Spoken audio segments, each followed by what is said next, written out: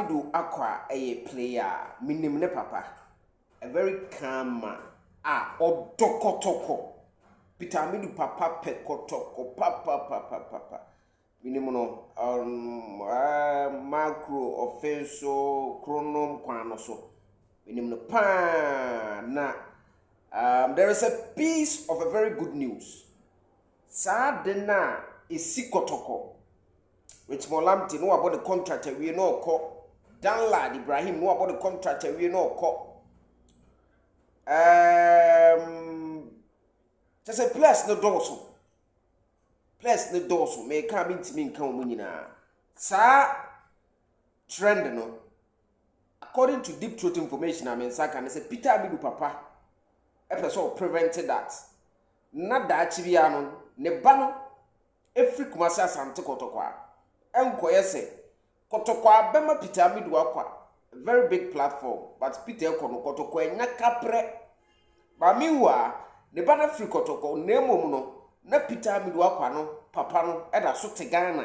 Sa papa ne de on zori ngo abruchi, ono zo ngotra abruchi. Ono wote kronom kwan ya iso. Ono no on free Ghana engotra abruchi, obetena ne Ghana, obe support ne Kotoko. Nti nsema ye beka ewo ne bana chi no aba Kotoko no enye de. Anunti nti asaya adwuma sika agent fo da papa no are ready say ne ba no and renew the contract with Asante Kotoko. Time be na o renew contract no me the details ni nyina no mount in this particular video. Me pa cho on subscribe ya no wa hit the red subscribe button. Kotoko next game no is against Heart of Lions. China Friday na Kotoko ebe 2 every Kumasi because game is Saturday. Na your boss game ni we are has to folk and a home game. Has a phone in Tiamuka. Na information I made in say has for management for ni who are beg den. Also has appointing new management. Na umushia players no ano makacho mo say ya tese mo person mo boycott Kotoko game. One say Kotoko game is important. So one triana katua mana ahokeka ore bekwa akogire mu nye House of Folk players are planning to boycott the Kotoko game to use it as a basis to get their salary. So that we was hard details now me dey bro Amidu a former Blasters midfielder. He's in the news.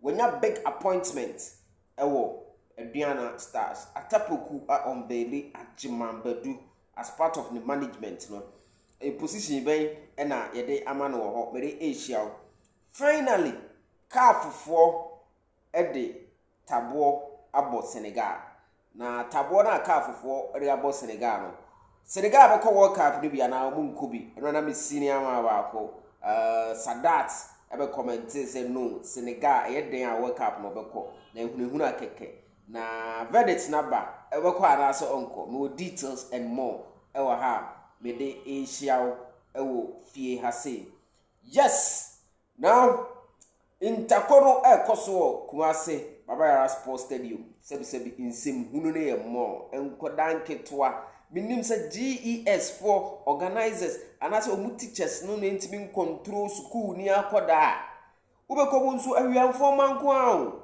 omunta no omo bono Baba Sports Stadium no me no ka say 3900 which is 3,900 seats and I'm crying destroy no Baba Sports Stadium 3,900 seats and I'm crying destroy no na enna me hu video bi a enkra no ase Sudan war omo to abo ebi gina ada en no omo to na ebi gina ha no omo to aden football na mo kobo no na mu sebi mu jimisa en omo to ball no obekwa ko hwemu no skani ba ko bakra nka hu awiemfo mai cars nso sisi ho no afa ball no ato na akopai obi glass sick banan na uwiem ni ba na o maame akosua manu akosua jifa ya ba kodoba ye de wako school yakopa busia de wako school akopa obi ka hwehwe ade ya wako ntoko ukokontokwa Jimmy saa. Me who ana me wura ho. Nkra ni Jimmy too much. Senior high school nkra ni Jimmy too much. So, very very bad. I am very very bad. Asante Kotoko. Yes. Asante Kotoko no. I don't know do on my stories and I'm the good news is that Peter Amidu Acquah has agreed to extend for Kumasi Asante Kotoko. So with the details about the kind of extended contract bro. But unsubscribe here, Mr. Minya. No one hit the red subscribe button. Now about the man, so they are building together. Unsubscribe here, Mr. No one hit the red subscribe button. No about the man, so now you are building together. Join the Kotoko reaction. 0247 10 7260. 0247 10 7260. That's the Kotoko reaction. I'm in found to so. Happy. Mr. You hear about what? You man, you quite true. I was over sponsor, Mr. My number na WhatsApp me. Oh, the opposite of bomb de Ruma Biano. WhatsApp me. Na me found Kahu, your sponsors, no me found Kahu. So only be a bomb de Urukrana. Me say, opposite Obo Super 24 TV, Blogman, and then a pound full for her, Mr. Na why in the Sapa Pepe. Ama na baby a fie pese yekoduru no waboaye ama ye nyina ye duru ho otumfo nyankopon adaroma ene Kotoko nti ye nko ne sa pepepe aha ene date no 29th of January 2026 January inshallah alhamdulillah ye twa wie successfully yada otumfo nyankopon ase ye fa message we enante as a light for pa fe ewiase gofu bi wo ho a no maybe obi be show abufu, but sometimes silence is the best answer.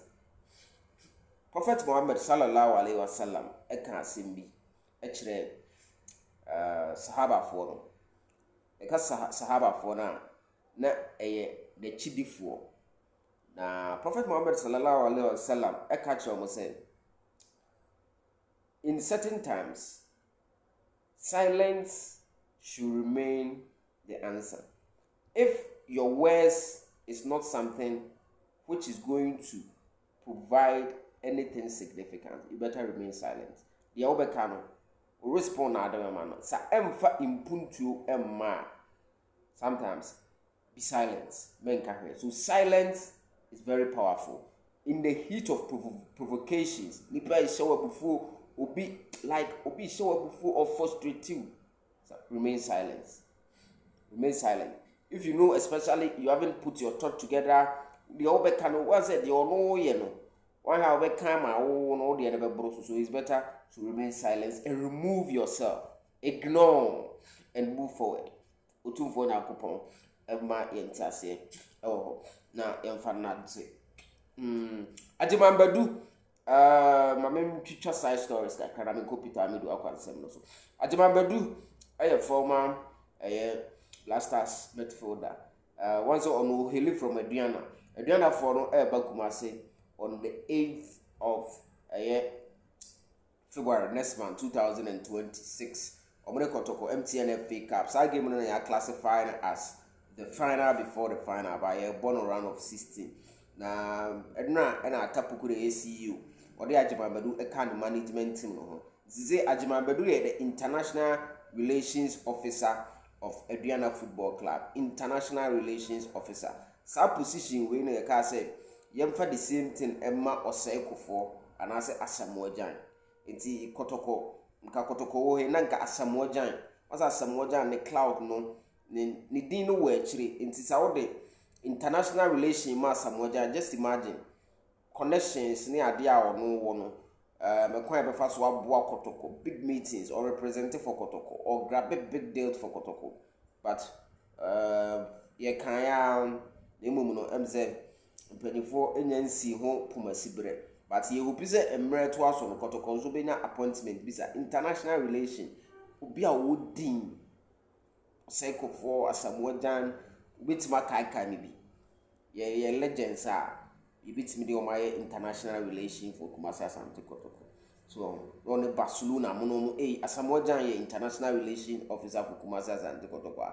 me catch us say obetimi ne Barcelona for akoye meeting ni di no ho obetimi ne Manchester United akoye meeting ene Dubai ho kura de Al Ain ne ade owura ho a na ogi deals iba Kotoko sa ogi deals iba Kotoko sa so panifo ye hwe na yam consider sa ensensem we CAF for say Senegal ya mo $600,000 fine.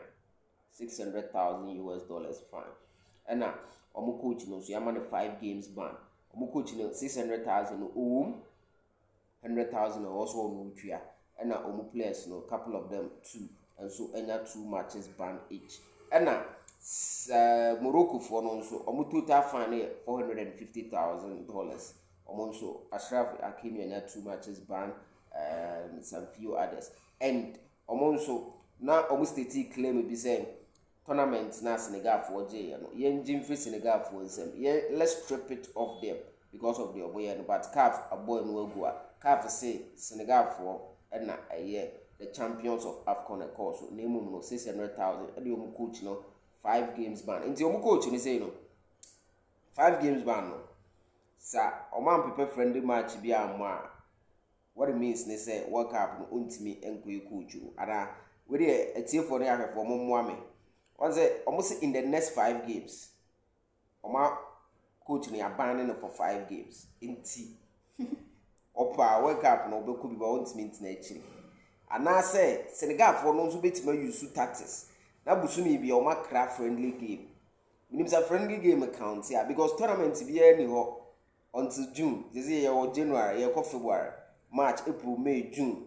The eden ban na e abandon no ebi be affect the World Cup games and ka Senegal betina echiri. But anope no bi chem say Senegal for no crack friendly matches bibiri nanka on fan serve that punishment but me no sure say very possible. Nti wan ha coach no Chow the wan ha Senegal e be coach foforo and I say so my assistant na aye adwuma no so duro out stance no ma and also be the likely option for Senegal no has of folk players no esika be 3 months enyamai 2 months my na has of folk for players na say Kotoko game na e ba ne de si enyina so avan ji esika wa ya beto aso a kofodi ntwaika and Kotoko game no is one of the biggest game in the Ghana Premier League for them, the most important game for them. It's management they say is either the management pays them or they boycott the game between Kumasi and Kotoko. And they mean say huna emma so. Na and has new management ni share no mo catch has players they say or more assure mo say or make clear debt ni na assurance ni intimi go say before Kotoko game no nemu no ombe cleaning in our time and the has players and also you catch them by the new management that has for no unveiling now to the news of the day. Peter Amidu Acquah Kumasi Asante Kotoko signing in 2023 together with Bernard Somwamo, those young chap under coach Prosper Ogum. It was in July na Samrena na Kumasi Asante Kotoko IMC headed by Nana Pinkrano, omo atiki over, yes, from Nanaya Ponsamo, and then Dr. Kwame Chemu era na ebawe, Now, a basano, and omo kofa Peter Amidu Acquah from Park Academy, offenso. Now, Park Academy obaye no signed 3 years. Peter Amidu Acquah signed 3 years in 2023. So in 2026 year umi, June the contracts no ebawe. He is part of the players. It has widely been reported say agent will be brave at the office aba a dorsum papa.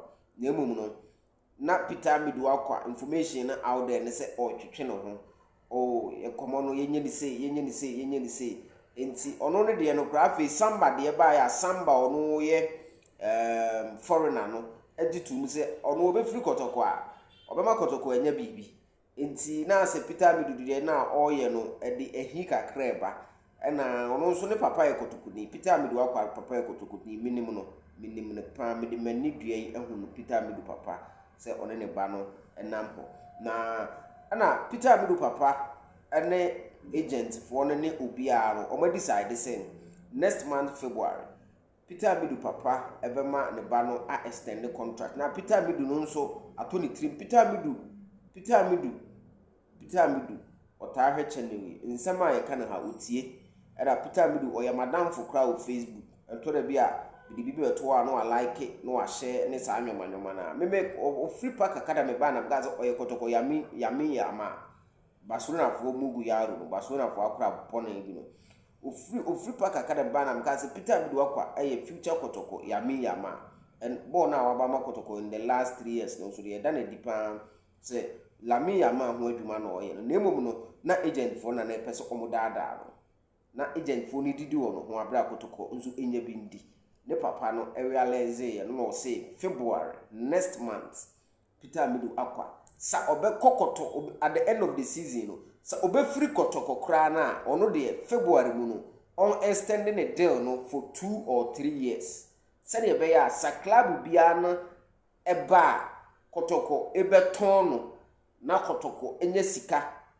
because Kotoko asante Kotoko ukuma pema ba isambutu yamfa nkotwa loto da ena ma Peter Amidu Acquah platform nti echina the 9 ABC bibi so a eni kwan se esi bibi so kọ abra Kotoko nya bi nti ne papa na echire ne se ono ne papa ne nyina agi atu mama maka akire agent ne se agent no masa jare oye no oni manager fo ni nyina agi atu me se Peter ebe extend nti me kan fie ha take it from super your friend blogman take it from me say February na echina echi Monday ko ni yewura no Peter Amidu be extend ne deal no bunse Kotoko Facebook no mo de abeto Amidu Acquah extend for Kumasi Asante Kotoko take it from me.